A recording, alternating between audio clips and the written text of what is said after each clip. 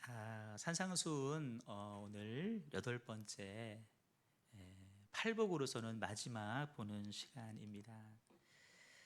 앞선 7가지 복을 간략하게 잠깐 한번 점검하고 넘어갔으면 좋겠는데, 먼저 우리가 왜 이 코로나라고 하는 이 시기 가운데 산상수훈을 묵상하고 있는가, 그 이유를 먼저 우리가 분명히 했으면 좋겠습니다. 코로나19는 많은 부분이 기본에서, 정도에서, 본질에서 벗어났음을 보여주는 증거이고 결과입니다. 인간에 의해서 자연 질서, 생태계가 파괴되어 가고 있는데, 코로나 바이러스는 생태계를 파괴하는 인간들을 향한 바이러스의 역습이라고 말씀을 드렸습니다.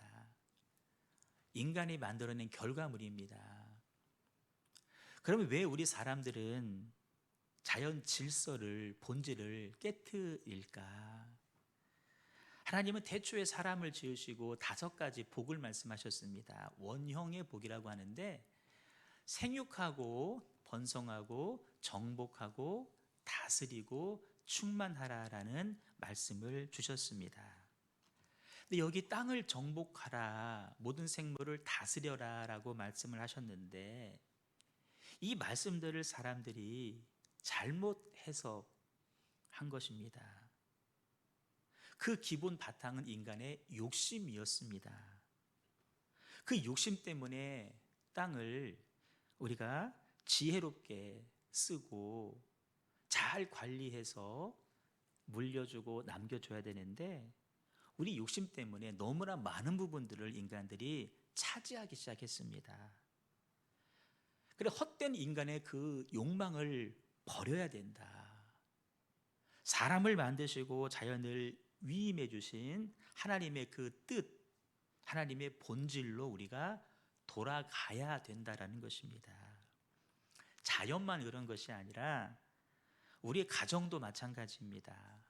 생육하고 번성하라고 하셨는데, 잘 알다시피 지금 그 일들이 본질에서 지금 벗어나고 있습니다. 너무나 가정이 쉽게 해체되고 있고, 또 돕는 배필되어라, 내 몸처럼 사랑해라, 이 말씀들이 지금 이루어지지를 않고 있습니다. 돌아가야 된다. 그런데 그 모든 것의 근본이 되는 것은 우리의 신앙생활입니다. 우리의 신앙생활이 본질로 돌아가지 않으면 가정도 지켜지지 않고 자연은 말할 것도 없습니다. 그간 우리가 본질 아닌 것에 너무 집착을 하지는 않았는가?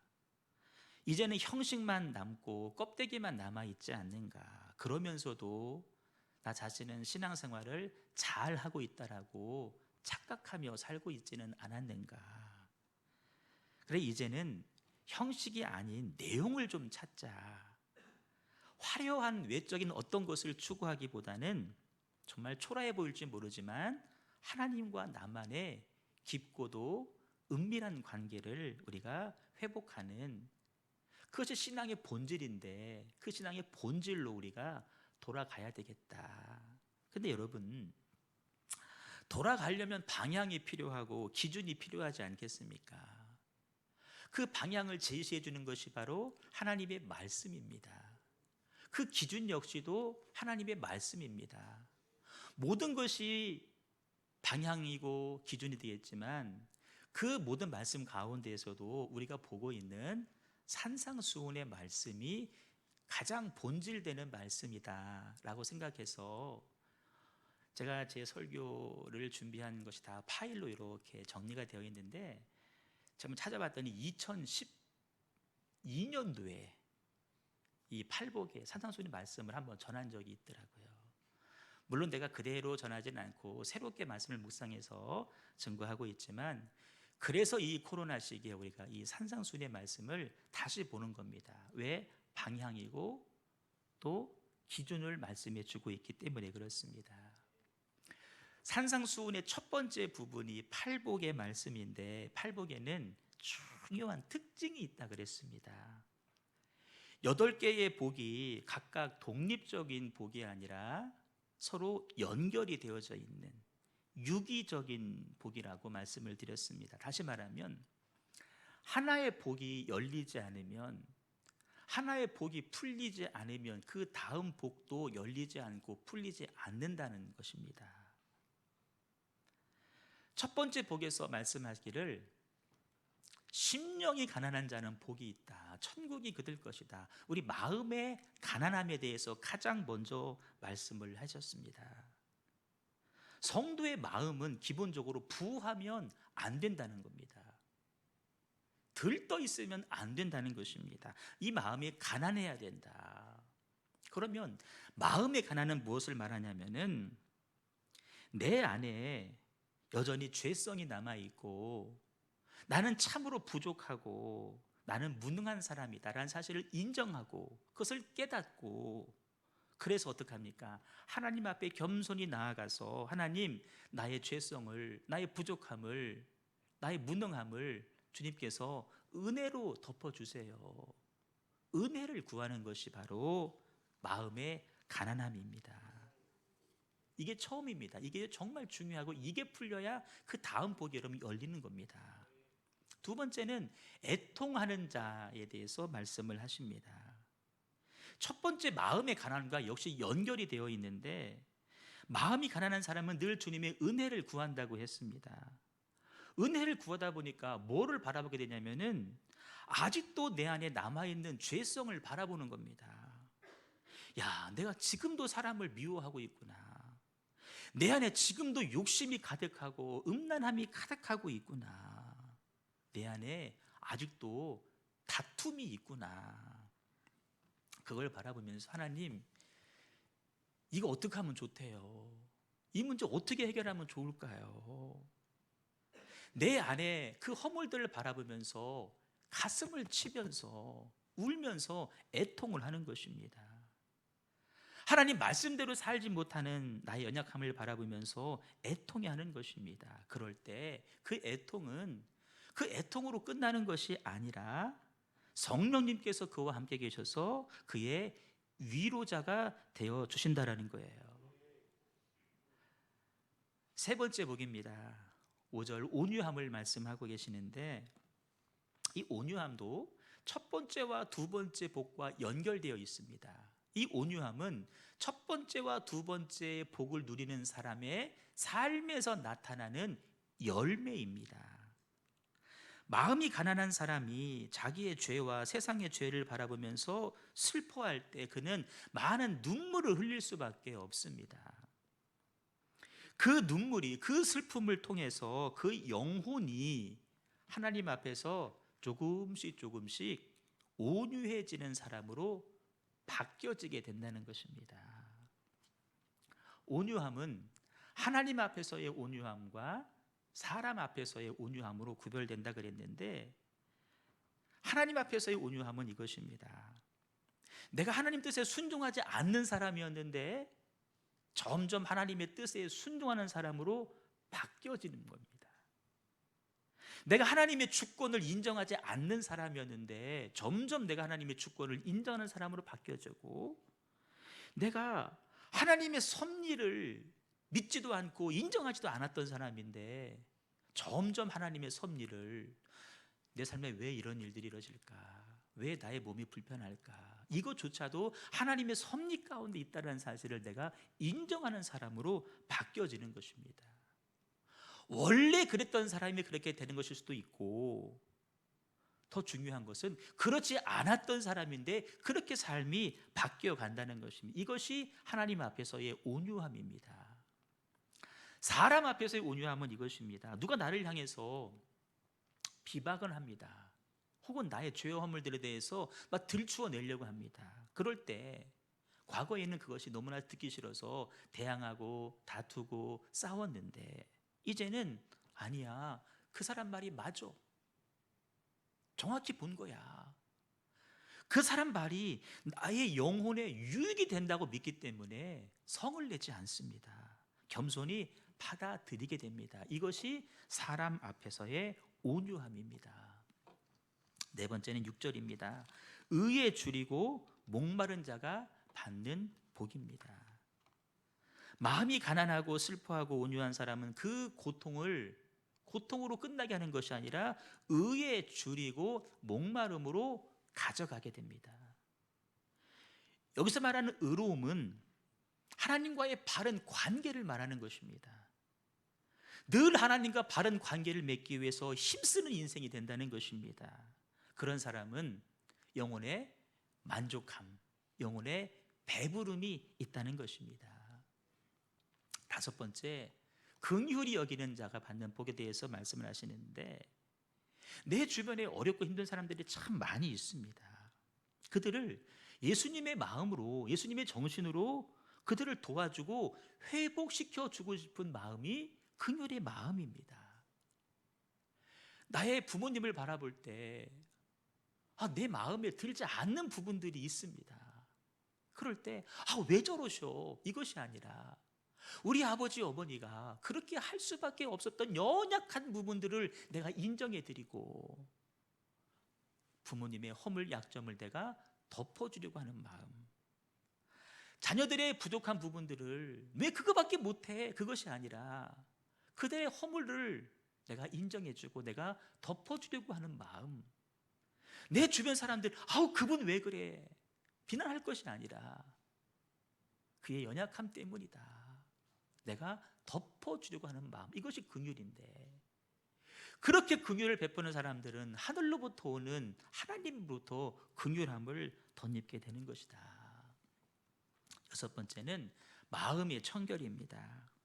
청결한 마음이라고 하는 것은 애초에 지은 죄가 하나도 없는 사람, 그것을 말하는 것이 아니라 분명히 지은 죄가 있었지만, 그리고 앞으로도 죄 지을 가능성이 많이 있지만, 그러나 그 죄를 주님 앞에 가지고 나가서 다 회개함으로 용서받은 사람, 그래서 그 마음이 주의 보혈로 깨끗해진 상태가 바로 청결한 마음입니다. 중요한 것은 우리 마음이 어떻게 하면 청결해질 수 있느냐, 십자가 앞에 우리 인생의 짐을 가지고 가서 내려놔야 됩니다. 어떤 분이 표현하기를, 십자가는, 예수님은 쓰레기통이다. 우리 인생의 모든 더러운 것들을 다 갖다 버리는 곳이다.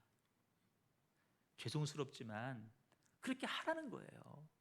해야 된다라는 거예요. 그럴 때 우리 마음이 깨끗해지는 것입니다. 두 번째, 참 중요한 겁니다. 하나님이 나를 사랑하셔서 아들 예수를 희생하셔서 구원해 주셨는데, 그 하나님을 나도 사랑해야 된다는 것입니다. 우리를 향한 하나님의 사랑은 아가페의 사랑이지만 그 하나님을 나도 사랑하는 겁니다. 까리타스라고 이야기했습니다.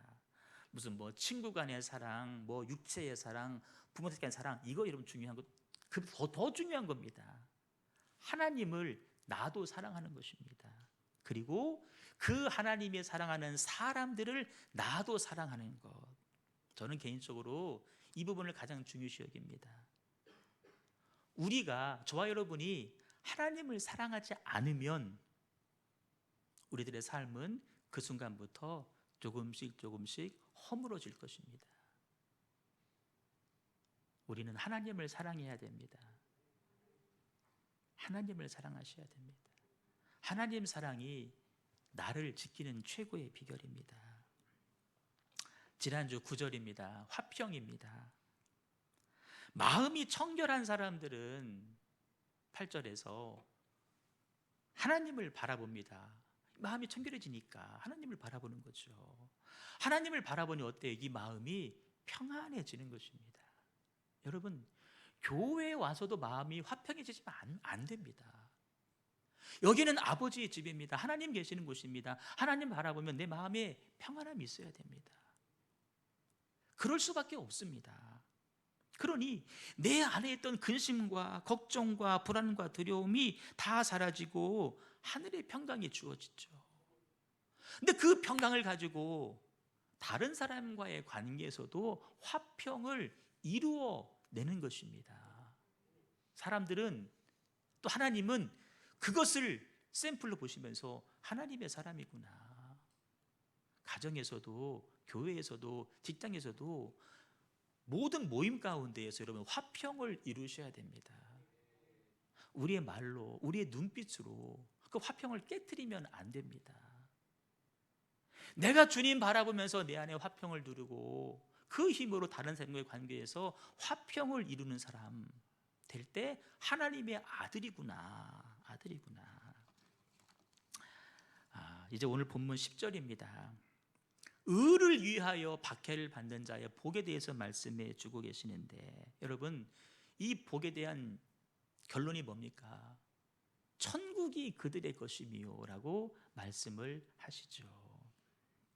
여러분 눈치가 빠르신 분은 첫 번째 심령의 가난함의 복도 천국이 저들의 것이며 그랬는데, 이 마지막에서 또 천국을 말씀하고 계십니다. 혹 어떤 분들은 아니 하나님 그렇게 복이 많은데 이 중복된 복 말고 다른 복을 주시면 안 돼요. 여러분 그럴지 모르겠지만 우리 하나님께서 실수하신 건 아닙니다. 왜 팔복 말씀하시면서 첫 번째 복이 천국, 마지막 복 천국을 말씀하실까? 성도의 삶 시작도 천국이고 마지막도 천국이 돼야 된다는 것입니다. 우리가 받은 복 중에 최고의 복은 바로 천국이라는 것입니다.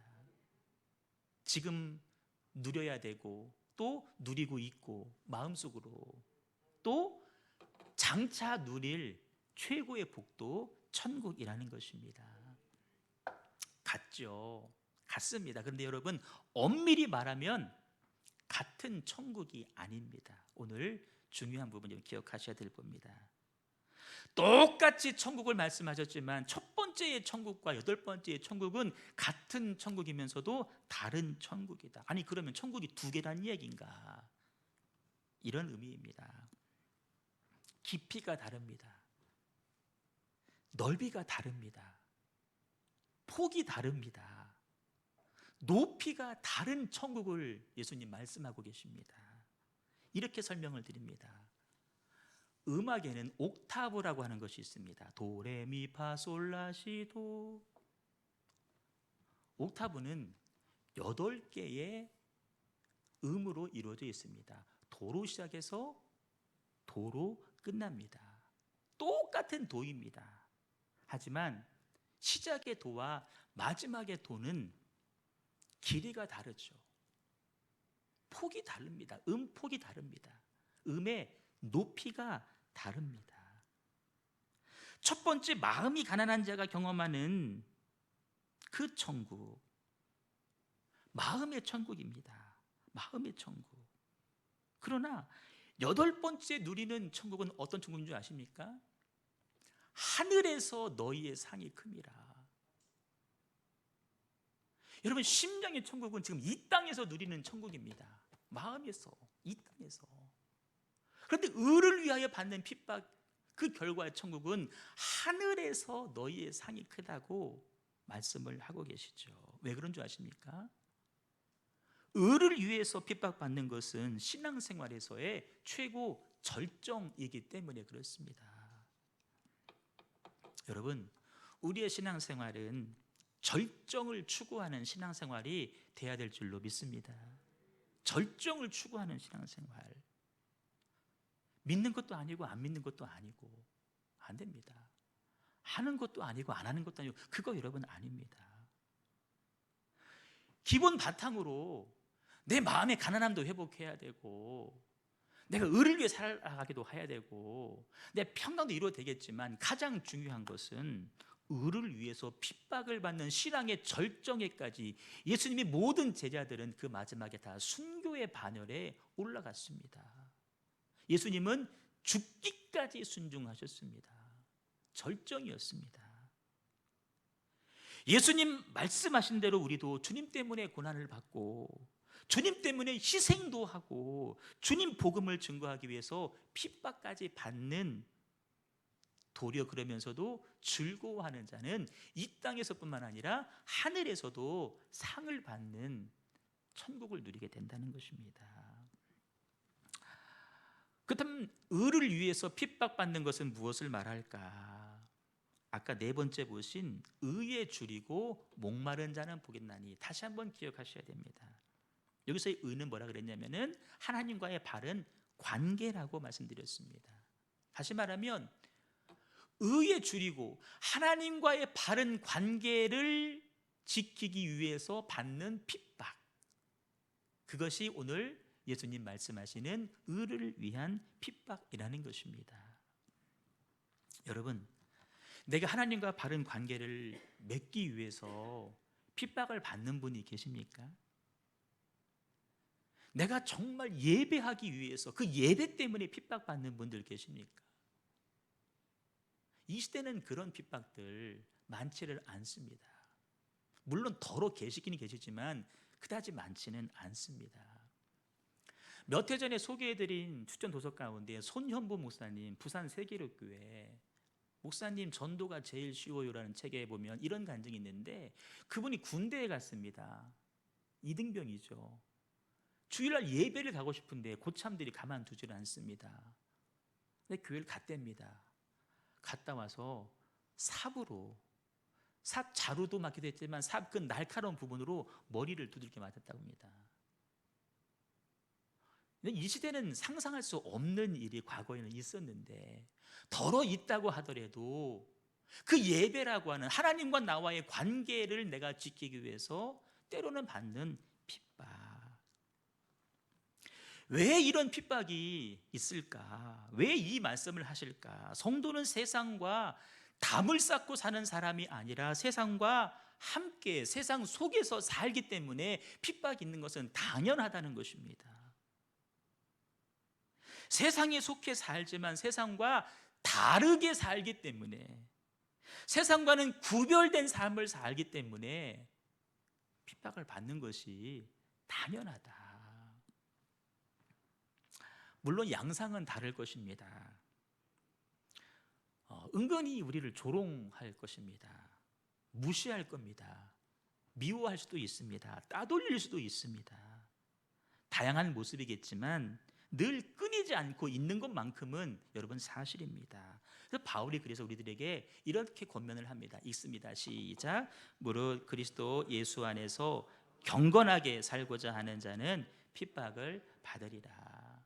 내가 하나님과의 바른 관계를 위해서 경건의 삶을 살려고 하는 사람들은 핍박을 받을 것이다 라고 말씀을 하십니다. 성경에도 보면 아벨 같은 경우는 하나님과의 바른 관계, 예배를 위해서, 예배 때문에 가인에게 죽음까지도 당해야 됐습니다. 다니엘은 기도 때문에, 하나님과의 바른 관계를 위해서 하루에 3번 기도하는 것 때문에 그는 엄청난 핍박을 받았습니다. 근데 여러분, 제가 지난 한 주간 이 말씀을 쭉 묵상하고 말씀을 준비하면서, 아니 우리가 살아가는 이 시대는 그런 핍박이 없는데 하나님, 이걸 도대체 어떻게 설명해야 성도들의 마음과 피부에 와 닿을까요? 예전에는 아마 회사에서 오늘 회식이다 그러면 자기 있던 약속 다 취소하고 그 회식에 무조건 가야 됩니다. 안 가면 찍히고 혼나니까. 가도 나는 술 안 먹는데요, 나는 사이다, 아니요, 억지로 주면 다 먹어야 돼. 안 먹으면 혼나고. 그런 시대였습니다. 근데 지금은 저 약속 있는데요, 그럼 가지 마, 이런 시대예요. 와도 너 사이다 먹어. 이런 시대를 살아가는 우리들에게 하나님과의 관계 때문에 받는 핍박을 말할 때 이것이 정말 납득이 될까? 어떻게 설명해야 될까?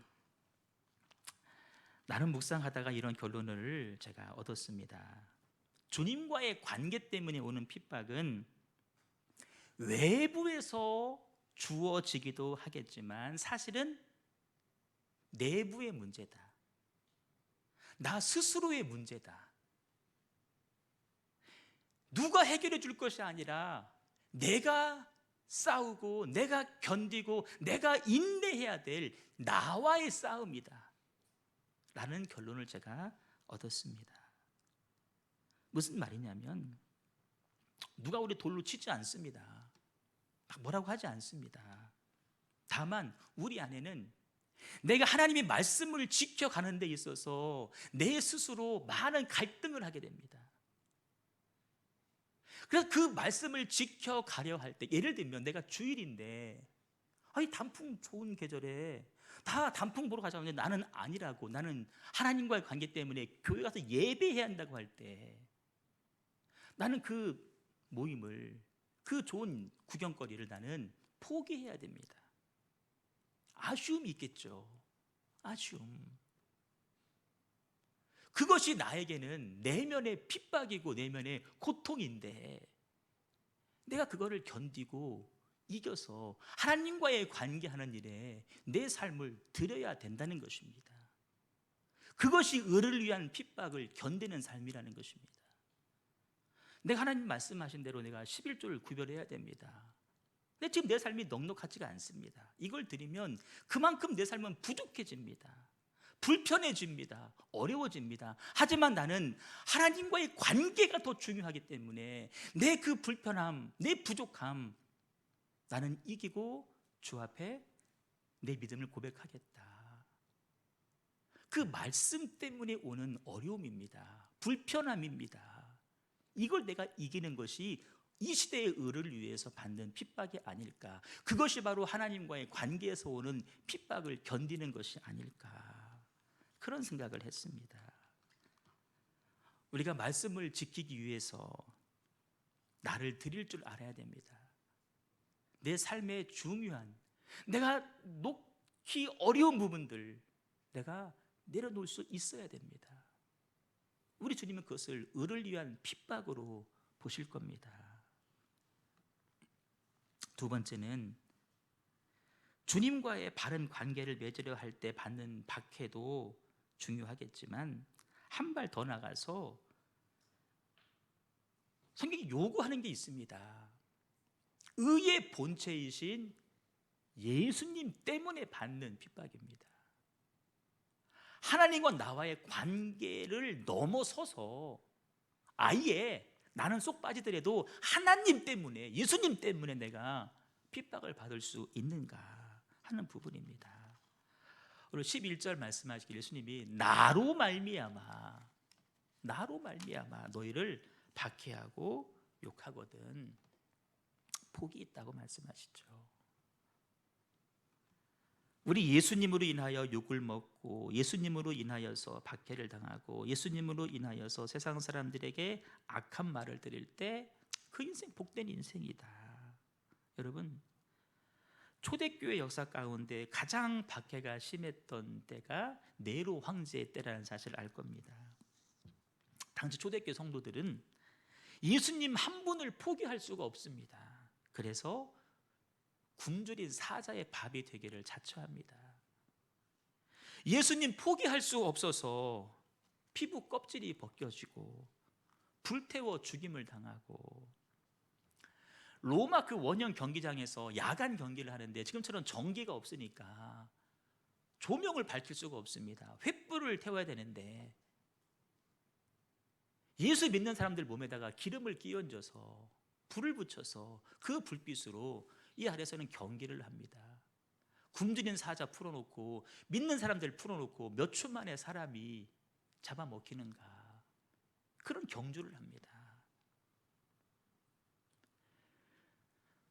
우리들의 모습을 한번 돌아보면 우리는 작은 인생의 환난과 어려움 앞에 예수님 부인할 때 많지 않습니까? 예수님 믿는 신앙 포기할 때 많지 않습니까? 저는 분명히 믿기는 예수님 때문에 죽어간 수많은 사람들, 비록 이 땅에서는 모진 고통, 핍박 당하고 예수님처럼 물과 피를 쏟으면서 그분들 한 줌의 재가 되어 쓸쓸히 그 종적을 감추었겠지만 그들의 영혼은 지금 살아서 천국에서 우리 주님과 함께 동거동락하며 상 받는 멋진 영혼의 삶을 살고 있는 줄로 저는 믿습니다. 근데 참으로 아이러니한 게 하나 있습니다. 예수님을 닮고자 힘쓸 때 그 박해가 누구로부터 오느냐 하는 부분입니다. 물론 믿지 않는 사람들에게서 박해를 받기도 합니다. 그런데 많은 경우 교회 자체를 통해서 혹은 하나님을 믿는다고 하는 사람들, 종교인들을 통해서 그 어려움이 찾아오기도 한다는 겁니다. 예수님 시대에 예수님을 박해했던 주 대상은 바리새인 서기관들이었습니다. 누구보다 하나님을 잘 믿는다고 자처하는 사람들에게 예수님 핍박을 받으셨습니다. 중세 시대는 종교 개혁 시대인데 우리가 기독교를 가리켜서 개신교라고 말합니다. 근데 개신교라고 하는 말을 영어로 표현하면은 프로테스탄트라고 합니다. 프로테스트는 항거하다, 저항하다라는 뜻이 있습니다. 중세 천주교가 타락을 했습니다. 그 타락한 천주교에 마틴 루터를 비롯해서 많은 사람들이 저항을 해서 우리 개신교가 탄생이 되었습니다. 그럴 때 모든 권력을 가지고 있는 중세 카톨릭 교회가 믿는 사람들이겠죠. 우리 그리스도인들을 가만두지를 않습니다. 엄청난 핍박을 합니다. 믿는 사람들을 통해서 핍박이 온 것입니다. 프랑스에서는 10만 명의 사람들이 처형을 당했습니다. 네덜란드에서는 18,600명 사람들이 처형을 당했고, 영국에서는 277명의 사람이 화형, 불에 태워서 죽임을 당했습니다. 박해는 내부에서도 올 수 있다. 실제 이것이 성경의 가르침이고 교회 역사가 증명해 주고 있는데, 여기서 우리가 한번 질문할 것이 있습니다. 분명 그들은 참된 그리스도인 아닐 것입니다. 분명 그들은 형식적이고 무늬만 기독교인들이었을 것입니다. 그렇다면 우리는 질문해야 됩니다. 나는 진정한 그리스도인인가? 아니면 나는 형식적인 그리스도인인가? 다시 말해, 나는 남을 핍박하는 사람인가? 아니면 그렇지 않은 사람인가? 또 한 가지 기억할 것이 있습니다. 내가 주변 사람들로 인해서 핍박을 받을 때 나는 어떻게 할 것이냐? 중요한 원칙이 있습니다. 절대 대항하거나 보복하지 말라는 것이 성경의 가르침입니다. 초대교인들 그 핍박을 받았지만 대항하지 않았습니다. 결과적으로 313년은 그 박해했던 로마가 기독교를 국교로 인정하게 되었습니다. 대항하면 생명의 역사가 이루어지지 않는 것입니다. 우리 예수님도 그렇게 하셨습니다. 박해하고 저주하는 사람들 앞에 맞서 보복할 수 있으셨지만, 그런 힘도 이런 능력도 분명히 있으셨지만 우리 예수님 그렇게 하지 않으셨습니다. 그 결과 모든 사람이 예수의 이름 앞에 무릎을 꿇게 되었습니다. 우리 말씀 한 절 크게 있습니다. 시작. 너희는 의인을 정죄하고 죽였으나 그는 너희에게 대항하지 아니하였느니라. 예수님은 대항하지 않으셨습니다. 여러분, 왜 우리가 대항하면 안 되는 줄 아십니까? 이 말씀 때문입니다. 하나님이 나를 위하여 보복해 주시고, 보복은 우리가 할 일이 아닙니다.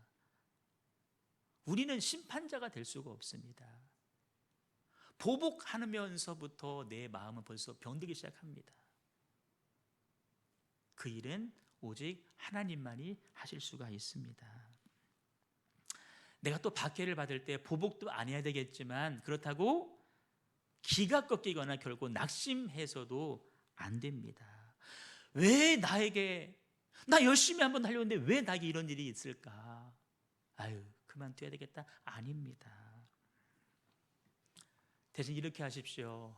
기뻐하고 즐거워하라 라고 말씀을 하십니다.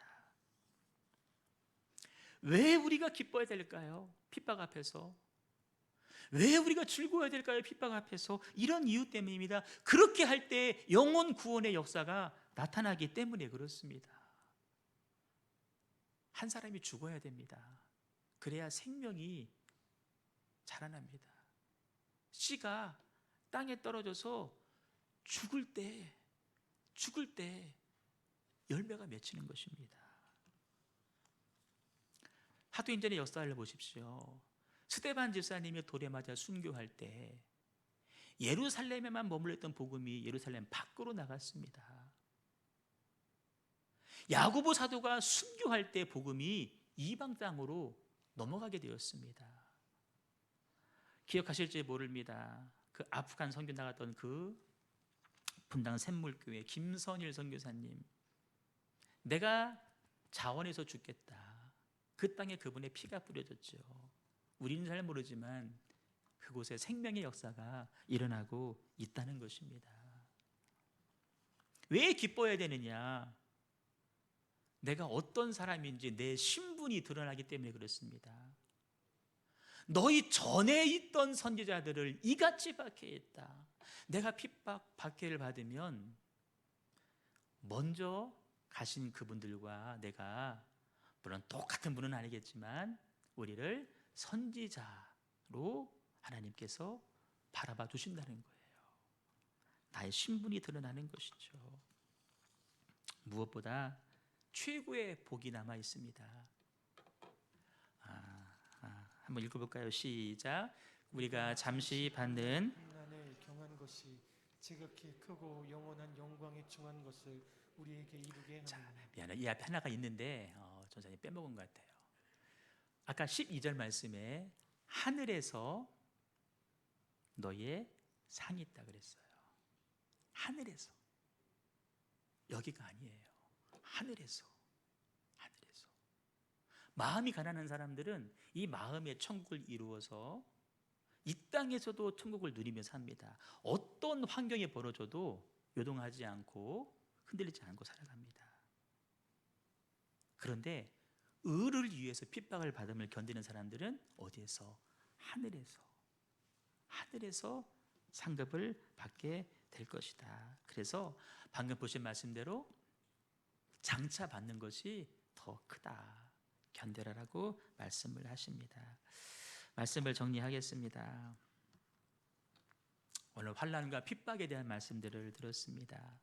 두 가지입니다. 첫째는 하나님과의 관계 때문에.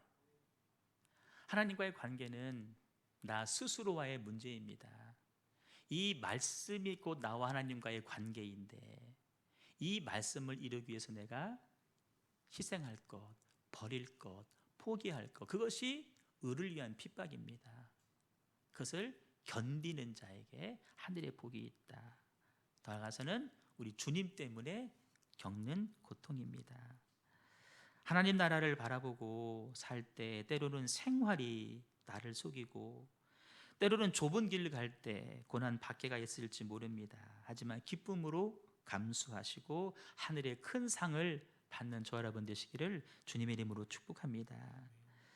지금이 아니라 영혼을 생각하시고 땅의 재물이 아니라 하늘의 유업을 생각하시고 이 세상 나라가 아니라 하나님 나라를 소망하며 살아가시는 저 여러분 꼭 되실 수 있기를 주님의 이름으로 축원합니다.